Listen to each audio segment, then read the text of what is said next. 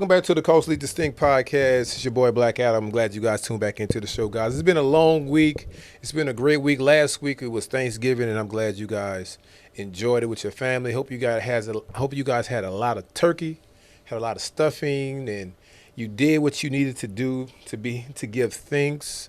It's a lot of things that people are giving things for, and I hopefully you did the same thing last week. Big shout out to my sponsors, 605 Adult Beverages, Call Audio. Make sure you guys call those guys if you need anything. Make sure you call Audio, especially around this time of year. It's the most traveled time of the year. People are getting accidents. If you get in an accident, call Audio. She's going to get you what you need. You didn't hear it from me. You just heard it somewhere else. You just echoed it, okay? Anyway, guys, I thank you guys for tuning in. Thank you guys for subscribing to the show, man. You guys make this thing go. I appreciate you telling someone to tell someone what we got going on over here. I appreciate that, man. We're going to keep going. We're going to keep flowing. We're going to keep having great guests. We're going to keep having great dialogue because you guys provided and you asked for it, man. Thank you. Thank you, thank you, thank you. Today, guys, man, we have a great show for you guys today, man. I know last time you saw me, we had a young sister up here. She was talking about the bar industry and how, you know, the ins and outs of the bar industry, the ebbs and flows, and that was a great conversation. Shout out to her for coming up. This week we have a more of a, I won't say a serious conversation, but it's more of a in-depth conversation when it talks about mental health and psychology and things that we go through on a normal basis. And the brother that I got up here, I got an opportunity to meet him a couple of years back, and very, very introspective thought-provoking brother, and I wanted to get him up on the show. I'd like everybody to welcome to the show, Doctor. Graduate level. Okay, graduate level. I got accepted to do a PhD, but I was Okay. so burnt out with grad school, I was like, let me put this on the back burner for a little Okay. bit. So graduate level for 21 years now. Okay, well. But all good. But I have a lot of clients still call me Doc. Okay, all right. But I respond either way. Gotcha. I was going to say Doc, and I was going to respect it. I appreciate it. We got my man on the show, Bryan Blakeny. How you doing, brother? It's a pleasure. It's a pleasure to be here. That's awesome, man. So, how you been? What's going on? What did you do for Thanksgiving? Well, I actually spent it with some family, and actually went out and saw the Christmas lights at the zoo. Okay. And a little bit of ice skating. So Okay. Oh, that was dope. not too shabby. Yeah, that's dope. Not too So, let me ask you this: Where are you from originally? I'm originally from South Florida. Oddly enough, family originally is from Canada. Okay. But spent most of my early years in Florida. Brief stint in New Mexico. Okay. In a little town there was one of those towns that if they didn't know your grandparents, they didn't really want to know you. So we didn't stay long and moved back to Florida. Okay. Back to the humidity. So how long you been in Houston? 21 years now. Oh, well, you're Houstonian. That's it's probably More or less. Yeah, I don't know what the cutoff is, but I think it's 10 years. You Okay. do 10 years, you're a Houstonian. Yeah. So, yeah, man. Appreciate you for coming up here. You know, you really have a busy schedule, and I want to bring you up here because you have a book that we're going to talk about later on in the show. But before we get into that, I want the people to know exactly who you are, not in depth, but the things that you do, how you got started doing what you do, and yeah, let's talk about that for a second. What is it actually that you do? So I am a licensed clinical social worker. Okay. So I've studied I have degrees in social psychology and social work, and my passion is kind of the bridge between individuals, mental health, and well-being of individuals, and the connection with society and social justice. Yeah. So my particular interest is how could I describe that? Is emotional intelligence and spiritual intelligence connecting and basically solving every dilemma. As human beings, none of us are free from sorrow and difficulty. Correct. So it's having kind of a simple framework to help us navigate life's difficulties in a way that keeps us sane and able to hopefully thrive so that we're moving out of survival. So part of that is my greater interest is really connecting people to a greater sense of purpose as to why they're on this planet. Yeah, that's important. Yeah, because a lot of people don't know why they're here. You ask most people why are you here, they don't understand that they're here for a purpose. And then if they're here for a purpose, some people don't know what that purpose is, right? I heard a preacher say this a long time ago. He said the place that has the most richest place in the world is the graveyard, because people died, didn't know their purpose, right? So that's important. You said that. So by you becoming a social worker, how did that mold you to who you are today? Wow, powerful question. The first thing that it's molded me into is um, greater humility, realizing that as human beings, we are all walking wounded. Okay. We are all walking wounded. If unless we're an infant, we all have scars from life. Yes. We have all had traumatic. We may not have PTSD, but we all have had traumatic experiences, and we all can kind of question our sanity and our sense of worth and how worthy we are of love. So I think just being able to connect with the human experience has been so valuable for me in my own spiritual journey, realizing that it's all journey, very few destinations in life. It's all journey. Yes. And never should we judge ourselves at any point of the journey, because we are not a snapshot, right? Here I am talking with you. If we took a snapshot, could I say that this brief interview between us, right, is this my life?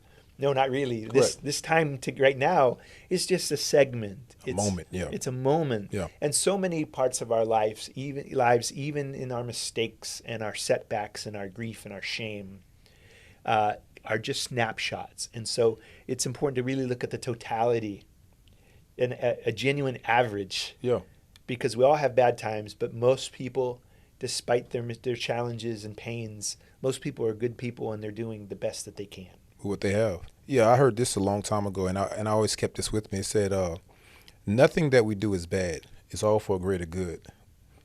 I call it learned lessons, right? And that goes back to the humility side of it. Like you said, walking wounded. That's a good thing, because one, some people are aware of it and some people aren't, right? The beauty thing of the individuals that know about it are the ones that's doing something about it individually, right? Now, the ones that don't, that's when you have the trauma exchange, you have the outburst and all these things. But yeah, that's important. The humility side of it is very important, and getting to know who you are so you can fulfill your purpose, right? That's good. We're not going to get into that, but we're going to get into the book. So let's talk about this. So before you even got into the author phase or becoming an author, what was that thought process? Because it's a lot of things we could do, right? Some people want to do a marathon, right? Of course, you got to train up to a marathon. It's like, but you have a mindset. You're like, you know what? I think I could do a marathon. Mm-hmm. Some people want to become a chef and cook. Some people want to climb Mount Everest, right? Some people just want to do whatever, right? Because it's something that pulls them towards that, right? So by you becoming an author, what pulled you towards that avenue on writing on a thought of what you wanted people to hear or see in your expression? Yeah, so that's maybe at least a two-part question. Okay. In a sense. The first part is I knew that there were things that I needed to share with humanity, with the world, from my limited experience. And of course, all of us have a story. All of us have a book in us that we could potentially share with the world. And for me, it's this striving to have an outward-looking orientation, that my life is animated and it brings me greater joy. It's kind of like it's better to give than to receive. Yes. Okay. And so just that simple notion was, I knew that in having something to give back to society, that there were ideas, there were experiences, observations about our world that I couldn't leave the planet without sharing. Okay. That's the first part. The second part is that I knew that there was something greater to this planet than just, there's more than meets the eye. Okay. And so that's part of what I get to share in the book as well. Okay, and we're going to talk about the book. So the book, the title of the book is called Top Secret, Declassifying the Meaning of Life, 19 Keys, the 9 keys. So I want to specify something right now. What are the 9 keys? Yeah. So the 9 keys are mindfulness, justice, Hmm. love, education, spirituality and religion. And of course, it's been a little bit since I've looked at the table of my table of Yeah. contents. But then, of course, then we have a chapter on science as well. Okay. So I took quite a bit of time trying to narrow down what did I feel were the facets of society, of human experience that really enable us to not only transform our own inner being, but help to impact the society the most. And so I chose nine keys that Hmm. I thought would impact that bridge between the individual and society to impact. So why is it a top secret? Or no, why do people think it's a top secret? Because I see how you have the art. It's the top secret and you have it stretched out. Yes. And so these are some things that most of society, they're secrets because most of society have remained unaware of them. And in some cases, our various systems, whether political or religious systems, Hmm. have systematically either kept humanity away or distracted us from deeper truths, Right. right? So, for example, a simple secret, right, is around education. We think, well, okay, we have a school system. Do we know that our educational system was developed to meet the needs of the Industrial Revolution? It wasn't to enlighten us. It Correct. wasn't to empower our greater success or joy or happiness. It was simply to fulfill a purpose, Hmm. and that was to meet the needs of the Industrial Revolution. But within the word education is the word educe, Okay. from the Latin educo. And it turns out that educe means to draw out or pull from. So this is a secret. I'm sharing one freebie with Yeah. everyone, Thank you. I right? appreciate it. Is that the word education ultimately comes from the word educe, which means to draw out or pull from. It was never meant to fill with education, with knowledge. Mm. Education is a process of tapping in to the individual's unique abilities and God-given gifts. Yeah. So there's this beautiful quote. It says, "Regard man as a mine rich in gems of inestimable value. Education can alone cause it to reveal its treasures and enable mankind to benefit therefrom." So if we were miners, if we heard, hey, there's jewels, there's diamonds in that mountain, okay, and well, some might go, okay, yeah, I don't really care for diamonds, but other people are going to go, I want those diamonds. Correct. I'm going to mine them. Okay, well, just because you mine them doesn't mean you're ready. So now you've got to, okay, do I have the right tools? Right. Now it takes time. You're investing. We're going into the earth. We're just trying to discover what's hidden. Right. And so education is a process. It's a mining process within ourselves Mm-hmm. to draw out the divine qualities of character, virtues that enable us to thrive and enable us to advance civilization and science as we know it. So that is important. So I got an opportunity to go to Harvard, right? And Harvard is an Ivy League school, and this is I had public school education also. So I had the best of three worlds. So Really. I had HBCU, I had PWI, and I had Ivy League. So the difference is this, and I never thought, and I learned this later on in life, to what you just said about education. At Harvard, they teach all their students, I don't care what level you're at, you could be from undergrad all the way to business school. Mm-hmm. They teach them how to think, how to create, so people could work for them. They never have classes or anything to work for someone else.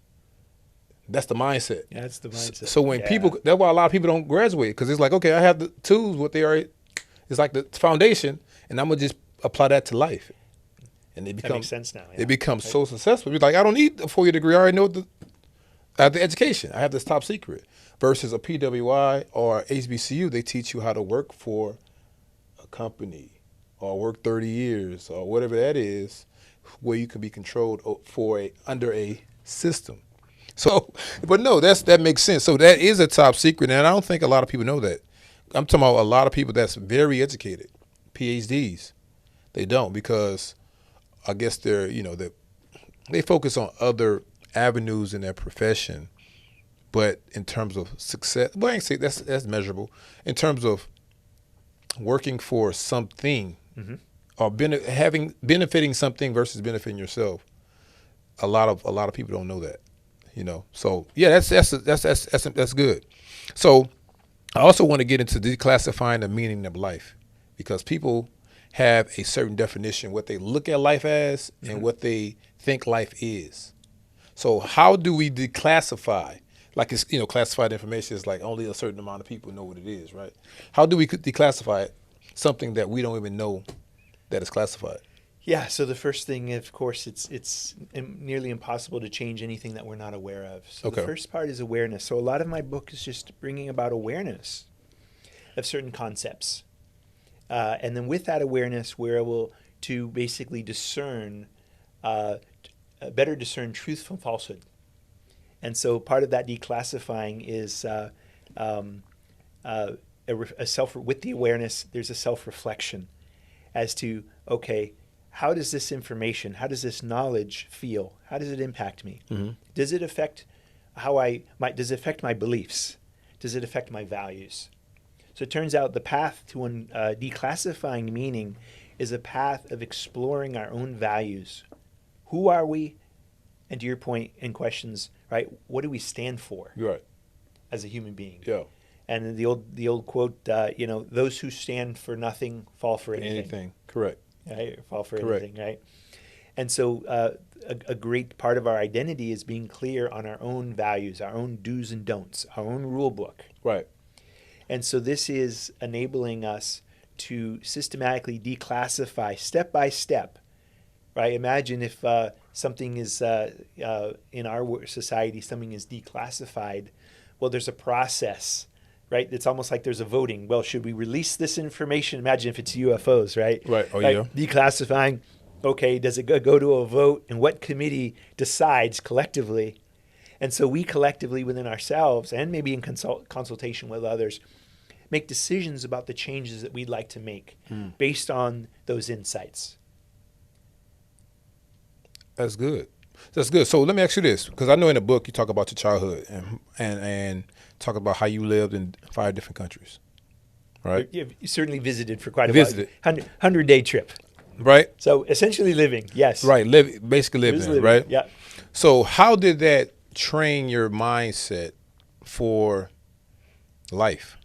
Because as a child, we retain a lot of stuff, right? Even as an adult, I have this saying that what is it? I have this saying. It's I have it. I don't want to say it wrong.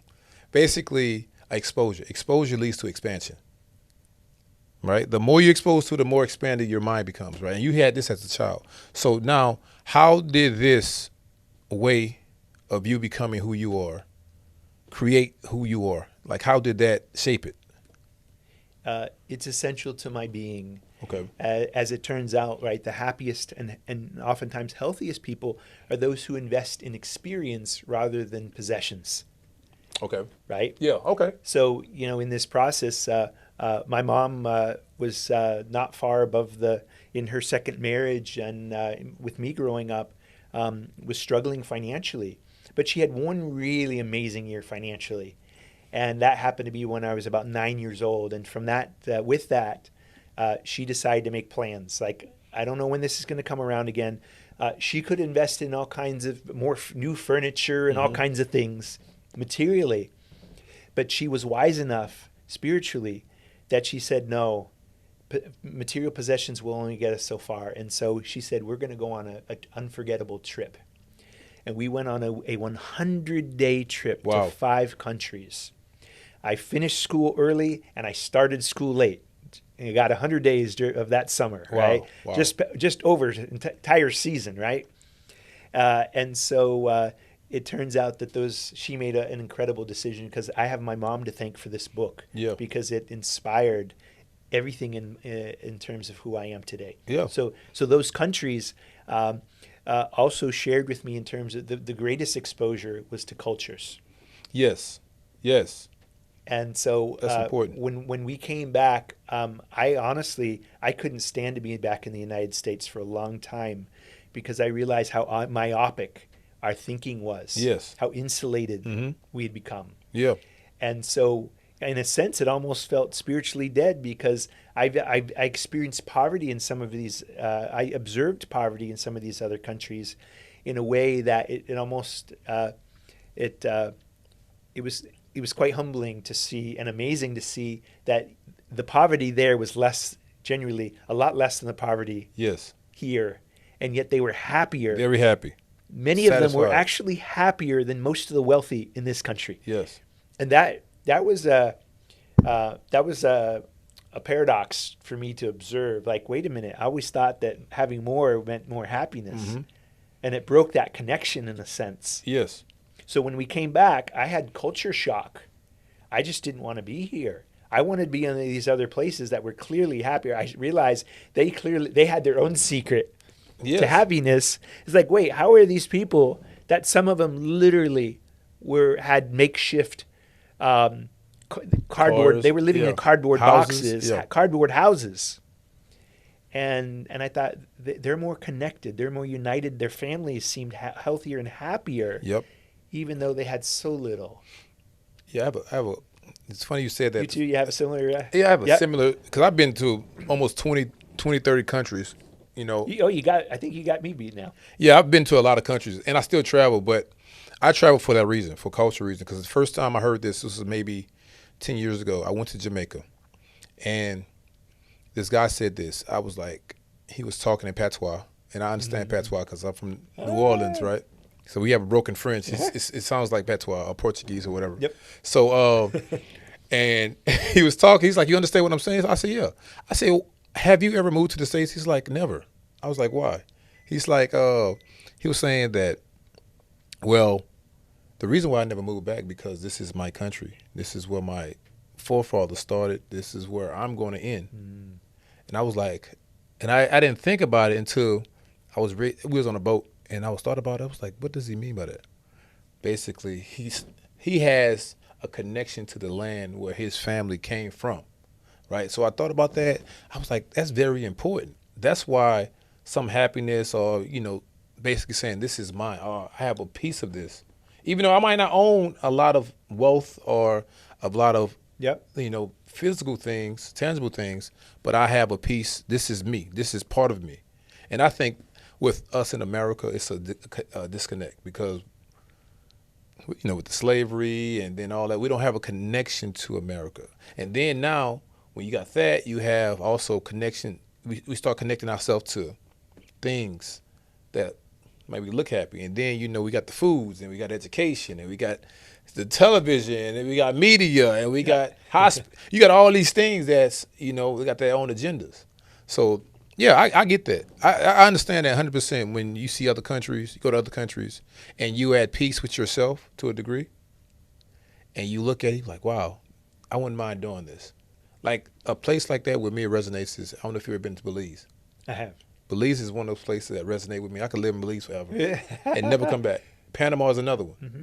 I could never come back, like, ever, and be like, give up all my possessions. It was like, but a lot of people never got the opportunity to travel. So, if you guys ever get the opportunity to travel, I want you to travel. So, but I want to ask you this, and about the spiritual side of it, because you speak a lot about the spiritual side of it. And I want to ask you about the science, because you talk about science too in the book. First of all, define your definition, not what Webster's is. When you talk about spiritual connection, spiritual sense of self, just spiritual experiences, Yes. what does that mean? So balance between inhaling and exhaling, and so it's the intake of it's a connection between giving and receiving, service. Okay. That one of the keys to being spiritual is the path of service. It's the spirit of service in that exchange of virtue. What are some of those virtues? We could call them divine qualities, qualities of character, qualities such as love, kindness, perseverance, generosity, humility, selflessness, devotion. And so these qualities, there's perhaps well over 100 of them that we could identify. But these qualities are essentially the kingdom of heaven. Okay. When we think of heaven, more than heaven being a place, is first a condition of the heart in which we are trying to harness and use these divine qualities that make us feel like heaven. Because how do we know it's heaven? Because it feels like we have experiences. We go, wow, this feels like heaven. Right. This is delightful. Peace. It's peaceful. It's peace. Yeah. Free from sorrow. Free from sadness. Right. Right. And so these qualities animate our experience. And so where in certain holy books it says that the kingdom of heaven, kingdom of God is within. Within, yeah. And it's within based on our willingness to realize and express divine virtues in action. So now let's talk about science, because a lot of people, science, a lot of discovery. When you talk about the spirit, a lot of people, they either neglect science or it's either or. It can never be both, right? So I want your definition. I want your outtake on that. Sure. Oh, one of my favorites too. So when we think of the word science, right, we think of a systematic way of making observations about our world, right? Observing, when we think of empirical, what do we see? Are we being objective in our observations? Mm-hmm. But the word science itself, oddly enough, comes from the Latin word sentia, Okay. which oddly enough refers to knowledge.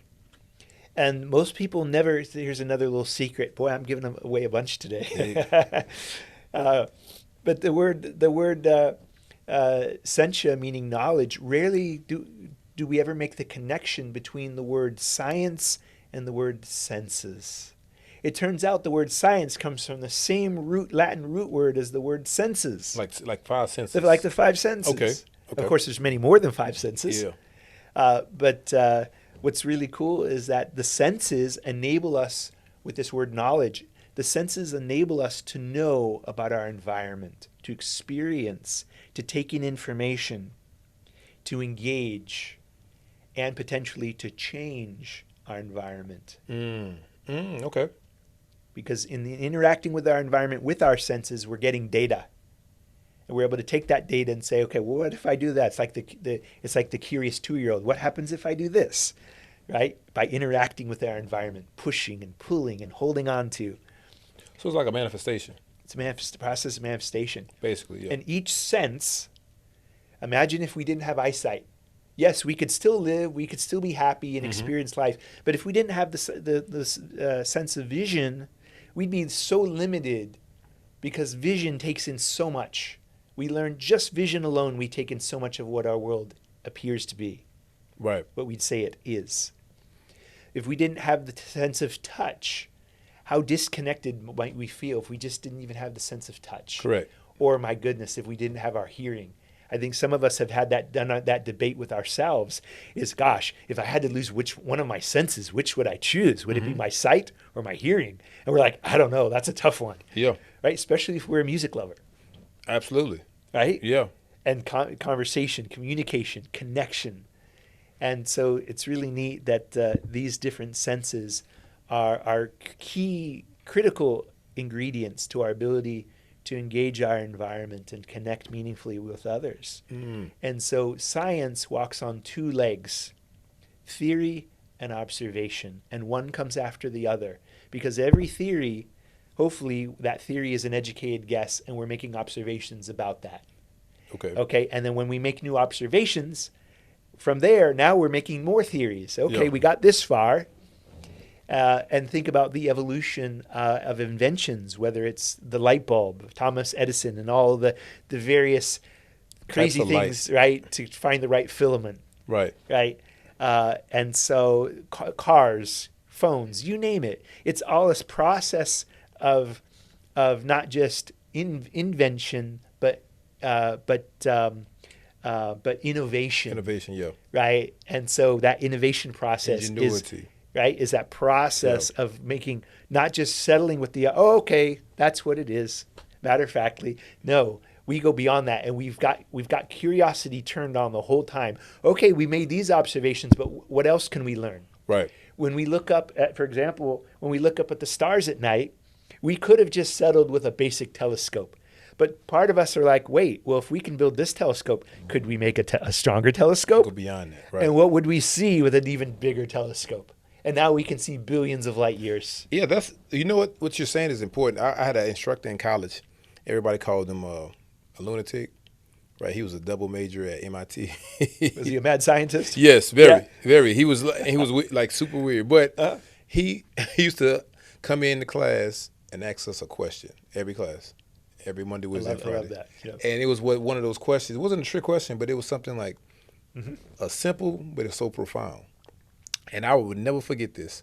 I was a sophomore. He said one day he came in. It was a kinesiology class. He said, "What's the advantage that a human will always have over a computer?" And we guessing, it programmed, blah blah blah. He's like, "Nah." He said, "We improve, we use. The more we use it, the better it gets." And we thought about it. It's like that makes sense. The more we use it, but back then they didn't have AI, so so that's that theory right there. But still, though, I think to a degree, I think that we are supercomputers anyway. Because to that level where AI could think, not processing it as fast, but we could think that to that level too. We just got to get in that mindset to do it. Absolutely. And if you're familiar with the term savant. Mm-hmm. Yeah, savant. Right. Yeah. And if you check out some of the videos on savants, and it's mind bending. You see that the capacity of the brain. Yes. Right? Superhuman abilities. But also one thing. Gradually we're starting to observe and reveal is that it's appearing, though, that the brain is not just a computer, but it's more of a radio. Okay. Where it's actually a receiver. And that in many cases, some of the greatest scientists have actually shared with us, and inventions have come from them actually saying, this didn't come from me, it came through me. Yeah. Huge difference. Well, I couldn't do it. Because you take the radio apart, and you don't find the music. Correct. That is true. That is true. But we just have to be tuned in. I'm going to use that. And certain things, yeah. Part of our spiritual journey enables us to tap into a knowledge beyond ourselves, a capacity beyond ourselves. Mm-hmm. We can literally tap into knowledge that we've never read in a book or experienced directly in life. Yeah. They call that infinite. So infinite, they say we are, what is it? Finite, but we're connected to the infinite, which makes us super infinite, superhuman, right? Mm-hmm. Yeah, I get that. Now that's a whole nother science and a whole nother thought process, and and that's also unlocking something that I think that a lot of individuals don't get the opportunity to because they're so bogged down with things or experiences. Yeah. And they just can't get past what they can't see because, like you said earlier, when you were talking about the senses, I was like, you don't have to have eyes, but you can have sight. Or I'm sorry, vision. Does that make sense? Mm-hmm. Right. So yeah, but that's a whole nother thing. So yeah, because there's a famous biblical verse. It says, they who have eyes to see, let them see. That's right. Right? Those who have ears to hear, let them hear what the Spirit saith unto the churches. In other words, just because we have physical eyes and ears doesn't mean that our hearts correct are spiritually open. That spiritual vision is open. Yeah. That's what and that conversation about science and spirituality, I always not question it, but I always want to know why did it have to be either or? Why can't two things be right at the same time, like a duality, right? And of course, it is the duality, right? The duality of life, right? Mm-hmm. But I guess, you got to have a clash or a balance or a polarity saying, okay, well, this is that one side to get a balance. I'm like, not really. Two things could be right at the same time. And simultaneously it is, because it's important to remember that science is not, right, to your point, we could look at them as polarized when we look at them both as being belief systems. But science is not a belief system. It's a theory. Right? Mm-hmm. It's a systematic method of making observations. That's all, nothing more, nothing less. And even our system of observing can be corrupted. Our Correct. beliefs can be corrupted, but how we observe, right? Imagine we're talking right now, but if I gave you glasses that were the wrong prescription right Yeah. now, what's that going to do to your vision? It's going to distort it. It's going to distort it. Not only Right. that, your eyes might start to hurt, and you go, "Wait a minute." So observing ought to be pure, Yeah. right? With nothing obscuring or affecting our vision. But when things start to affect our vision, and sometimes our own personal pain, our experiences from life, our personal pains, our hurts, our judgments, our prejudices out Yes. in the world, they cloud our vision, and they prevent us from observing purely to assess, to really see what the beauty of this world and why it was created, I believe, created to be so difficult and with such incredible diversity. In Yes. other words, it's master planned Mm-hmm. for our perfectioning. Right. Yeah, that's yeah. I believe that too. I believe that, and I believe that situations happen because two things: it's the time for it to happen, and it's time for that thing to take place, right? And situations take place because it's a learned lesson. You got to learn it in order to build your muscle, right? You got to go through something to get it stronger. You just can't be weak and just I'm gonna lift 500 pounds. You got to build it up so that 500 pounds eventually going to come. You're going to get there eventually, but you got to get stronger. So I want to ask you this: what is your? First of all, appreciate you telling all the secrets because you're telling us a lot of secrets, right? So All good, all good. It's my joy. It's my joy. So tell us, what do you want people to get from the book when they read the book? What do you want people to take from it? Yeah. Believe it or not, one of the takeaways that I'd like, I could hope for would be to turn on curiosity, Okay. to explore, to suspend judgment. One of the greatest qualities for our journey is to live in a decision-free zone, ideally free of judgment, free of prejudice, so that we can truly explore the possibilities and the opportunities and the wisdom that is here for us. And so it turns out that there's 5 ingredients of wisdom. Okay. 5 key ingredients of wisdom. And if I can recall them, they are curiosity, love of learning, Okay. creativity, perspective, and judgment. In other words, we're constantly making judgments about everything that we encounter. Is this good? Is this bad? Does this feel good? Does it not? Is this right, wrong? So it's a journey of connecting with these 5 ingredients so that over time we're making decisions that really not only expose us to new possibilities, but expand, to your point, that expand us. Yes. And my hope that this book can be the beginning of an expansion process, particularly in the chapter on spirituality and religion, because I really challenge humanity with some of the ideas that I present. Okay. Not all of them, certainly not all my ideas, but I share them with various metaphors. So I am a huge fan of metaphors, Okay. symbolism, to describe sometimes very difficult topics. And so throughout the book, I try to really break things down using meaningful metaphors that can be expansive to really tap into not only a deeper sense of who you are, who we are as individuals, but a profound, far more than your imagination, far more than any movie that you could imagine, that our purpose for being here and creation itself, the universe itself, I should say, is far more magnificent and awe-inspiring than we could ever imagine or comprehend. Yeah. So I wanna mention some terms. Right? And I want to ask you, which ones are your favorite? Okay. Yeah. All right. Sounds good. Sounds like a good challenge. I'm ready for it. So spirituality, love, unity, mindfulness. What out of those 4, which ones are your favorite?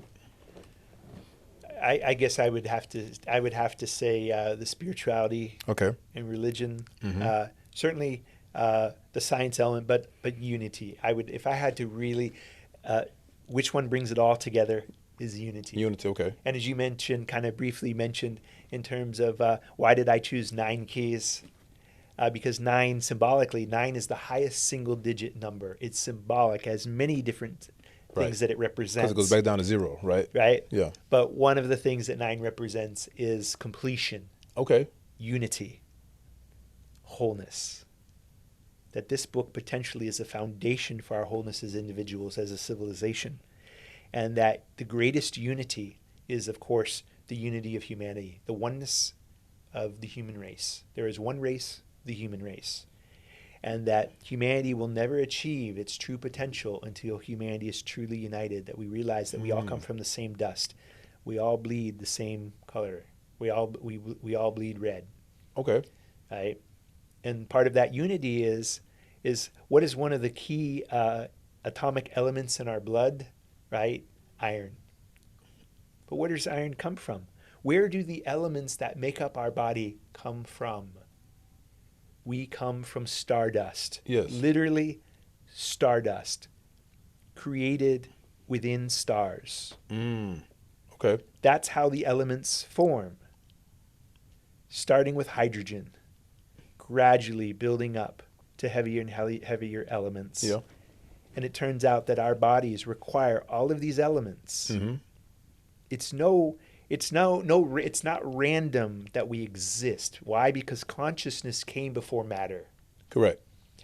Right? In the same sense that we might say, well, are we physical beings? Some people say, well, do we have a spirit? Do we have a soul? I don't have a body. Do I have a spirit or a soul? Right. But no, wait a minute. We are eternal beings having temporary human experiences. Yes. Consciousness creates. Look at our material world and our technology. Consciousness created the physical world, material world that we have around us. Mm-hmm. Consciousness came first. The body happens to be a creation from consciousness, in which it incorporates and uses the elements from suns and perhaps supernovas that eventually, millions and billions of years later, materialized, came together, coalesced into true unity, where our body is between 20 and 50 trillion cells. Yes. Now, if you were to count to a trillion, 1 second at a time, if you were to count to a trillion, any idea how many years it would take you? Probably 10,000 years. Roughly 31,000 years. 31,000. Yeah, I know it's something to count like to that. a trillion. Yeah. And now we have computers, right? We can get computers now with a terabyte, a trillion. Mm-hmm. But if we were to count all those bits, it would take us 31,000 years That's how just to account to a really- trillion. Yes, and we got 30 And trillion and we have between 20 and 30 and trillion. 50 Yeah. trillion cells. Now that's in a human body. Can you Mhm. imagine a blue whale? Yeah. Right? Yeah. Mind-boggling. We're talking cells, not even atoms. Mm-hmm. About a million atoms fit in the it- width of a human hair. They said the veins in the body is like over 20 miles, 60,000 miles. 60,000 miles just in one body. When So yeah, so I call it this is a extreme bio, uniform. It's a bio uniform, and it's connected to Yes. conscious. Your body, compared to an atom and certainly an electron, your body is a galaxy Yes. at the very least. Our galaxy has about 100 to maybe 200 or so billion stars. I think Andromeda, they estimate, maybe has 1 trillion stars. So yes, we are. There's a famous poem by the Persian poet Rumi, I believe, where he basically says, dost thou reckon thyself a puny form? Do you think yourself small and insignificant? When within you, Yeah. the universe is folded. Yeah. If we were to go down to that microscopic level, if we were to zoom in on that microscopic level and zoom out gradually, it would perhaps take hundreds of years just to zoom out, because that scale is so incomprehensibly small. Well, it goes back to what you said earlier. We pretty much we manifest things if we see it that way, because we have it within us. We are created from that, right? We're created from what we thought of. So you are of yourself, right? It's like a scripture in the Bible. It says in John, it says, "In the beginning was the Word was with God, and the Word was Was God." God. Right? So He was Himself Hmm. in form, right? Yes. So, but that's a whole nother deep conversation. I want to ask you about the justice because I know you're passionate about justice. Um, why is justice a passion for you? Because interestingly, we can't have true unity without justice. Okay. It's foundational, right? Because part of justice is the basically that every human being has we could say in this case, whether we believe in God or not, has a universal right, God given or universal right, to have equal access to opportunity, to success, to health, to wealth, to healthy relationships, to education. Mm-hmm. We're in a country where, certainly most of the world, where we are education by zip code. Most people are just a few streets away from a fantastic education, Yes, absolutely. right? It's education by zip code. Even though we say the pledge, every day that we were essentially potentially equal, right? Have the opportunity to be equal and Right. have access to similar opportunities. So we give lip service to some of that equality, but we're not willing to put our money there, right? And distribute the resources equitably. Mm-hmm. Imagine eventually, and I think Norway uh, may have an element of this, but imagine that the Earth's resources belong to the people of the world. Mm-hmm. No entity corporation should have a monopoly on those resources. That those resources belong to the people, and they should be divided accordingly, Yeah, so equitably. that humanity can thrive from the resources of the planet. Well, that goes back to that So again, this conversation. comes back to elements of justice. Right. Right. And that goes back to why do you think that some of these systems that are put in place to disenfranchise certain people or certain systems to disenfranchise certain people, why do you think they're put in place? Do you think it's a remember what I said at the beginning, nothing happens is bad. Everything is for a greater good. Yes. Do you think we talk about being inseparable now, like Hmm. humankind? Do you think that it's a and I'm not trying to coerce your answer, No, not at but all. All all right, good. all right. All So, good. do Let you? it flow. All right. Do you do you think that it's building character for a greater system, or is it going to eventually cultivate to something else? Because nothing stays the same; Hmm. things change. So I want your take on that. Yeah. I think if I recall, I think there's a Bible verse that says that which they mean for bad or evil, God can make for For good. good, correct. Ultimately, there is a divine plan for this creation. Maybe if they have a time at another time, I can go more into that. But there is a magnificent plan for creation. Whether human beings recognize that plan or not, there is something magnificent unfolding. And with that, all things can be used Mm-hmm. for the greater plan. In other words, when there's hardship, of course, we tend to grow from hardship. Just as you said, muscles, if we want to increase our bench press, Mm-hmm. well, in exercising, we've got to work those muscles and gradually we build up.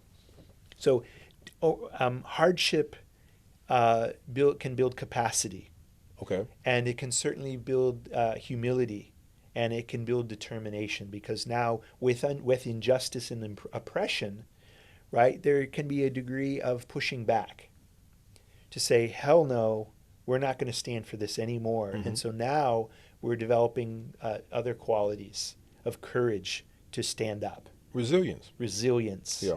right? Uh, and then, of course, belief in ourself to push through.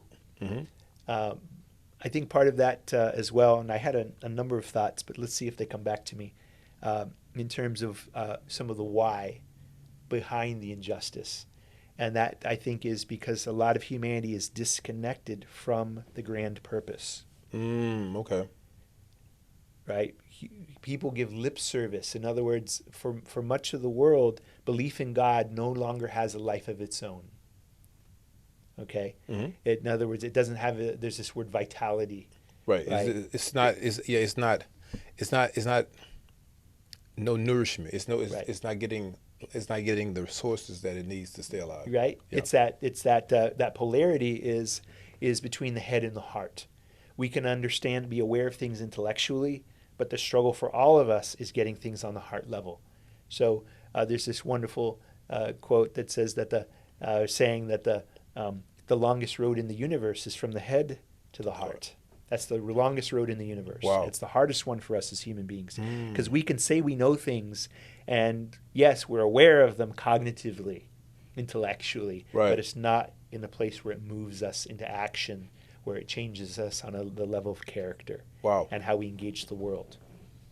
And so part of the injustice is that much of humanity has lost faith in a higher power because much of the history of religion has come through a lot of superstition. Correct. And Correct. that superstition nowadays, in the light of technology, is we look back at the history of religion and superstition, and of course now with technology, religion is just a turnoff because it doesn't make any sense. Correct. Right? Correct. It has no relevance for many people. It doesn't have the relevance and it doesn't have the transformative power that our modern conveniences. It's not like our religion is going to make us cooler with AC. Like, no, I have AC. I have a cell phone when I need to talk to someone. Right. Is my religion going to connect me directly? Right. Yeah. So because it's lost its life, its vitality. Human beings are resorting to our more human nature. And that human nature is fear-based. It's ego, which is identification with form. It's the physical. In other words, the only thing that is real is what we can see. Correct. If it's spiritual, ephemeral, that's all hocus pocus. If I can't see it or prove it, it doesn't exist. And so that belief system reinforces the ego. Right? And that ego is survival based. It's fear based. It's fear-based, yeah. Right? It needs that to survive. It needs that to survive. Yeah, yeah. So interestingly, not all of the wealthy, but some of those who really have a hankering for power and control, it turns out that they are the least secure people in the world. Even though we'd say, wow, they're so stable financially, but oftentimes they're the least secure, right? And we can think of our own journey financially. We can be doing pretty well, but we can still have doubts like, oh my God, I'm getting stressed financially, even though we're still good for a while. We may be good for years, but we're still stressed, right? Because it's a survival mechanism where we have these doubts. So sometimes those with the need to control and to hoard financially are oftentimes the least secure in our society because the ego needs to control. Love and abundance embraces life. It is free. Yes. It is free to embrace. And so it's the controlling nature that creates all these limitations and oppression on society. And so part of that journey is waking us up. Unfortunately, the hardship and perhaps the adversity that our country and world has been going through is to awaken us. Overall, it will have eventually things will come back around where things perhaps get so difficult that we are forced to awaken. We are forced to awaken spiritually, forced to awaken consciousness in a way we never thought possible, to explore new possibilities. Yeah, Michael Gladwell wrote in his book, The Tipping Point, everything has to come to a tipping point. And once it tips, everything else folds over. Eventually. Yes. It's going to take place. But I think, you know what I think? I do believe that. I believe that everybody's inseparable. I believe that we're connected in some kind of weird way, right? If we're going to meet some kind of way, if it's directly or indirectly, we're going to meet consciously or not. And I think at the end of the day, it's always for a greater good. And I think that what you do with what you have gets you to the next place in your life to do it again, which is just doing that at another scale, right? And I like what you said about religion because, of course, most of us was raised in religious backgrounds and in religious communities and not realizing that a lot of that practice was out of fear and out of protection because of certain systems that we speaking about, disenfranchised individuals. So they had to come up with this, this thought or these practices so they could protect themselves, and it transferred on down line. But people are getting more conscious. But I think, and also, because there's so many thoughts on that and there's so many good conversations that come out of that, and I appreciate this conversation because these conversations, believe it or not, are being had at the most peculiar places, right? They are. The places that you think that they're not having it, they're having these conversations because people are having these awakenings, all right? I'm not going to say an awakening. It was always there. They just becoming aware of it, like you mentioned earlier. And now they're having it in these places. So where the places where we think they're not having it, there are, So anyway, man, I was about to say, Doc. So, Bryan, how can the people find the book? How can they get in contact with you? If you know what I'm saying, you do have a practice, how can, any information, how can they get in contact with you? They can find it on Amazon. It's both in Kindle, paperback, also Audible on Amazon. But I also have copies available. So if you wanted an autographed copy, you can find me Blakeny, Blake, put a B in front of Lake and abbreviate New York. Blakeny at EQ for emotional quotient. Blakeny at EQeducation.com. Okay. Bear with us because we have been inundated with emails, so it may take a little bit. But also you can look up EQ Education, and certainly you can, with that number, if you needed to send me a text directly, you could. That's good. That's good. Hey, look, again, man, I thank you for coming up here. I appreciate the experience because one thing about this show, and we talked about this before the show started, another reason why I started this show because it was a voice, right? The voice, the subconscious, supernatural voice spoke to me. And I Very cool. I was obedient. Mm-hmm. But the thing is, and this is the cool thing, which comes into full circle. Every time somebody comes up here and say they want to do something, I tell them to confess it on camera, and it happens. Like, I tell them we have that power up here to do that. So if you come up here to the Culturally Distinct, this is going to happen, especially if it's, for a greater good. Now, I'm not saying come up here and say, I want $10 million to do some crazy stuff. But, Absolutely. Absolutely. Yeah. And and I have my own YouTube channel I'm developing, slowly creating. That's EQ at EQ Wise. And Y stands for wisdom, integrity, spirituality, and empathy. Okay. Slowly elevating consciousness as well, just as your channel does. Good. So you're going to have a lot of content coming from this show, and I could share that with you with this also because this is going to be a great show. I could tell. It's going to help a lot of people out. A lot of people are going to buy the book. A lot of people are going to be intrigued. And not just that, but they're going to be interested in that conversation because that conversation needs to be had. Especially if you're at your midsection in your life and you're like, I'm always beaten. I'm running to a dead end. Right, it doesn't look, right. It looks dark. I think this is a book that you guys need to get. And you guys need to just read on it. Just read it. Yep. That's it. Just read it. And just, and the cool thing is you take what you take from it. That's right.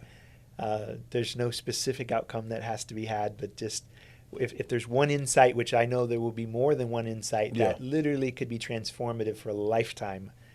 But if you just get one, then it's worthwhile, more than worthwhile. The old people say you chew the meat, spit out the bones.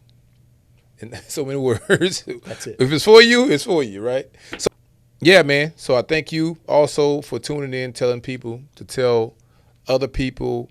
And we have a new audience, man. I just realized we had a new audience. So we have an audience in the UK, small audience. So really? on the YouTube, they give you analytics on YouTube, and there's like people in the UK watching. I was like, wow. I said, okay. Not bad. Okay. It's expanding. We're expanding, right? So It's a good thing. So, guys, we got to get out of here, man. I thank you guys for tuning in. Again, this was a great conversation, and it's a great week, man. I hope you guys this week have a good one. Remember my saying every week, I love you guys, and you can't do nothing about it. Peace.